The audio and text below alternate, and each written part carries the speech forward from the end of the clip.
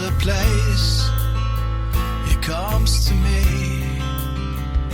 Though I'm blind, He helps me see. Though I see dimly in this place, one day I'll see Him face to face.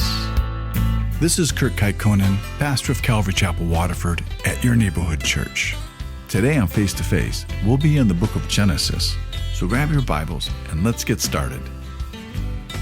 If you want to hear this complete message in its entirety, go to yourneighborhoodchurch.com, where you can download Your Neighborhood Church app at the App Store. And so they all had to sit around and they all had to wait until Jacob got hungry, until they were all starving again, until they had no other options. And Jacob said, "Oh, go buy us a little food." And then Judah, he steps up and he takes that occasion to rise to the position of leadership in that family. And he makes an offer to his father. And it wasn't like Reuben's offer, but he offered himself. He offered his own life. He didn't offer the life of his children. And Judah, he was adamant with his father that they can't buy anything without Benjamin coming with them. And now Jacob here, he's starting to sound like an old, feeble man that's a little bit out of touch with the world. And he's putting the blame on all of his troubles on everyone else.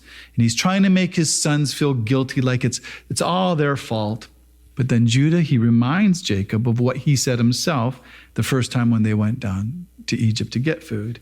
And he says, "Dad, this is a matter of life and death." And so Jacob, he consents, but he doesn't stand up and he doesn't act in faith. He acts as if he's a defeatist. He's just basically given up. And he's now succumbing to the circumstances because he's really believing that they're all going to die. But he says, "What can I do?" And in his self-pity, he says, "Oh, I've lost Joseph." And he also counts Simeon as dead. And now I'm going to lose Benjamin.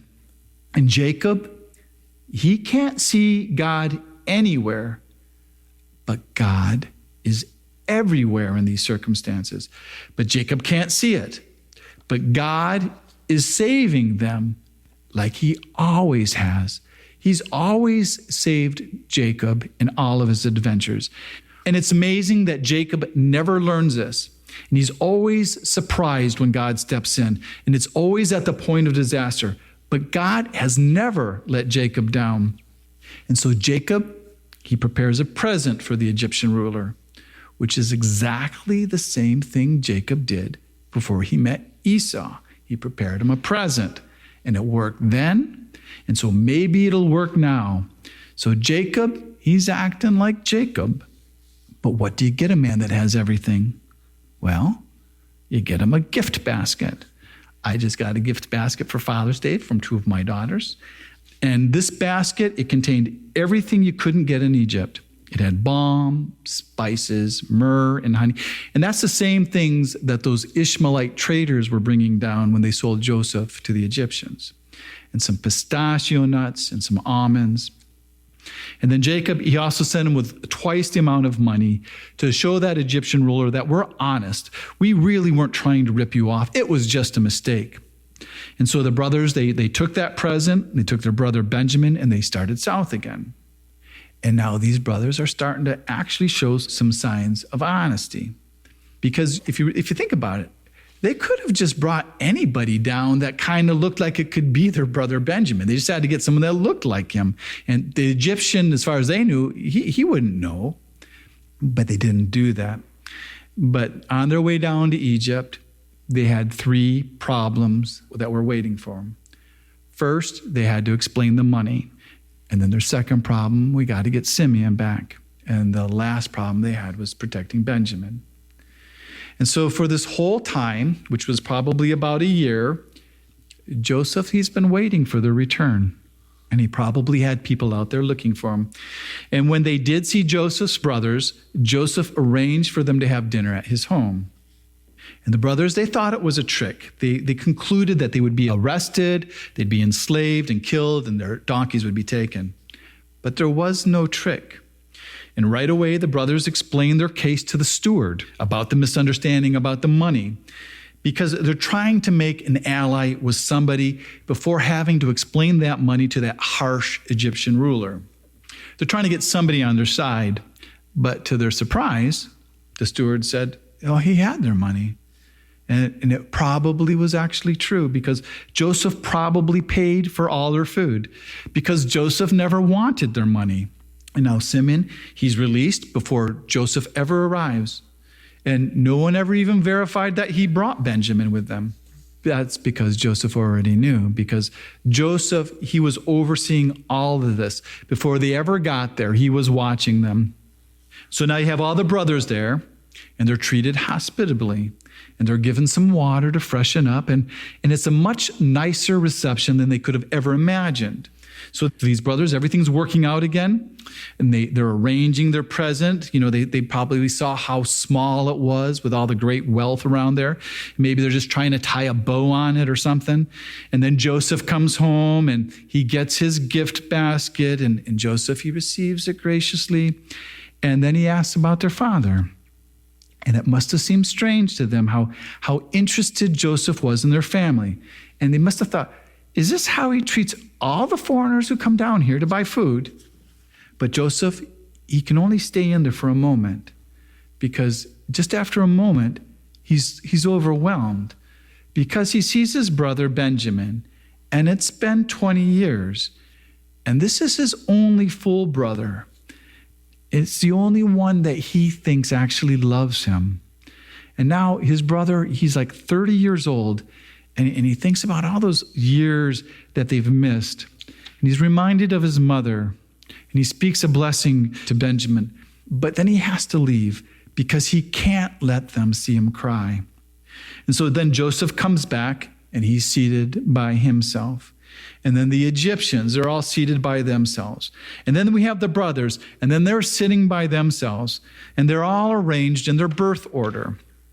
And the brothers notice this, and they're amazed, because the odds are calculated for them to be put in that order would be about 1 in 40 million.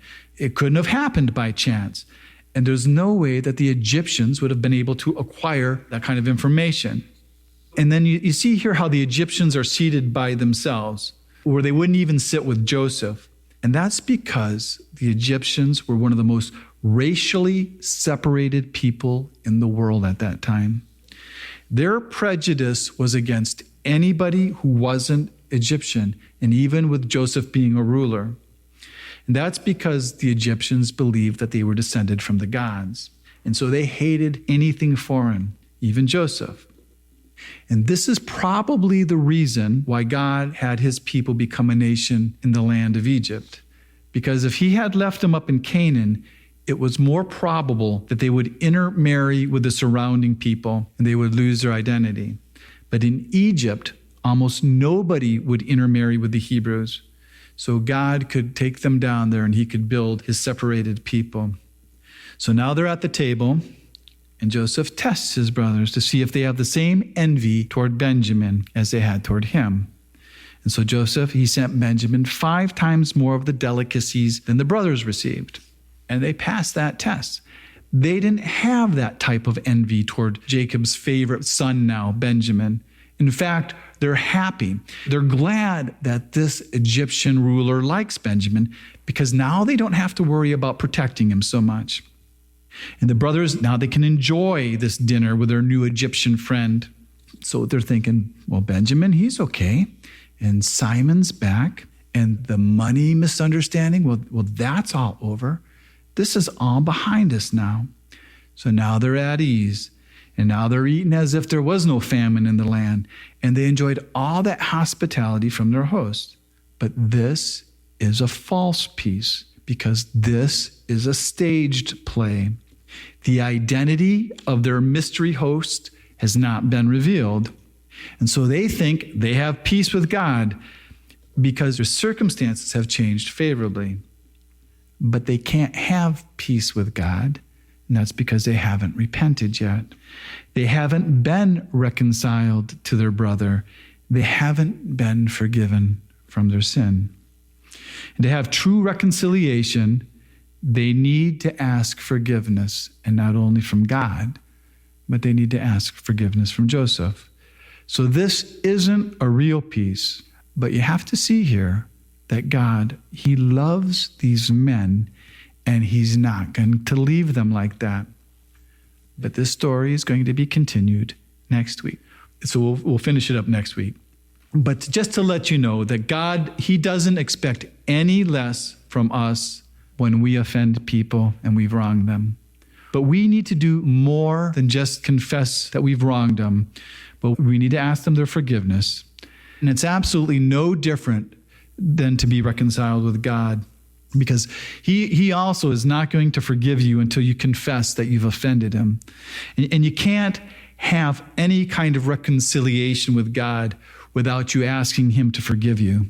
With God, there is also one more condition. You do have to pay him back for your offense. And you really can't pay him back because the payment for your sin is your life. But just like Joseph, he paid the bill for his brother's food. Jesus paid our bill with his life. He paid our debt. So if you need to get right with man, or you need to get right with God or anybody else, we really should probably do it soon. We need to do it today. So last week, with all the 11 brothers, they had a great time with this new Egyptian friend they had met who rules the land of Egypt. And they think to themselves how lucky they are to have such a good friend in such high places. And now they're all believing and seeing how God is truly blessing them.